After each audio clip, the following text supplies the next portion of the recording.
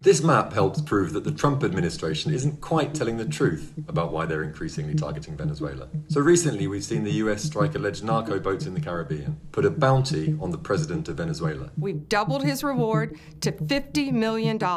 And now we're seeing a huge naval buildup in the area. This is all part of a massively escalating campaign by the Trump administration against Venezuela over the past few months. The US has been framing all this as an anti-drug trafficking operation in the region. The President of the United States is going to wage war on narco-terrorist organizations. He is one of the largest narco-traffickers in the world. But when you look into it, that doesn't actually add up. Firstly, it doesn't look like Venezuela is a major trafficking route to the US. Fentanyl, one of the big problems for the US, which Trump claimed the targeted boats have been stacked up with bags of white powder that's mostly fentanyl, is not made or smuggled through Venezuela.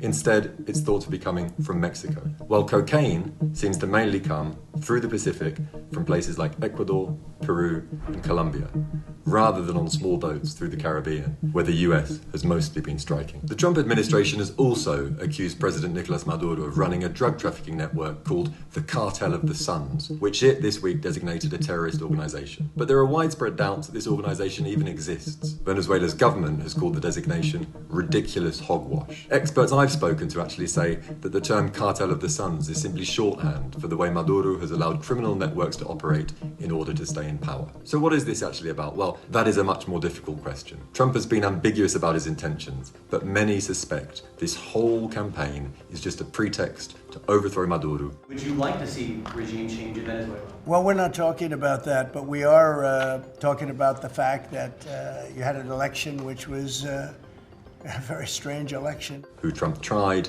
but failed to topple during his first term. Trump has also recently appeared to endorse the discredited conspiracy theory that Venezuela's leadership controls electronic voting systems worldwide and caused his 2020 election defeat to Joe Biden. Whatever the motivations are, what we do know is that we could be on the brink of some major military action, with a seventh of the US Navy now lurking off Venezuela's coast and Maduro mobilizing fighters doing special training operations. The UN has already called the US strikes on fast boats extrajudicial executions.